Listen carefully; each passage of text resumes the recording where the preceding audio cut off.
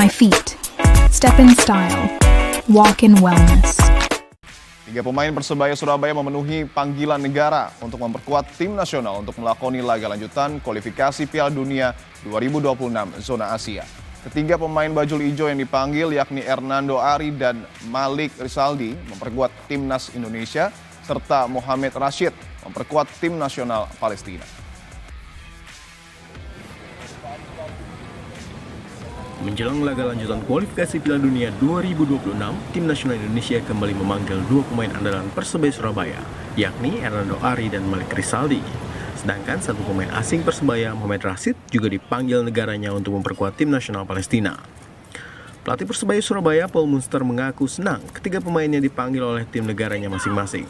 Paul Munster juga berharap ketiga pemainnya membawa hasil yang baik untuk klub Persebaya usai memperkuat tim nasional dalam kualifikasi Piala Dunia ini. I wish them all the best, Malik, Hernando, and Rashid. But hopefully they're there, they stay healthy, and then hopefully they come back good for Persebaya.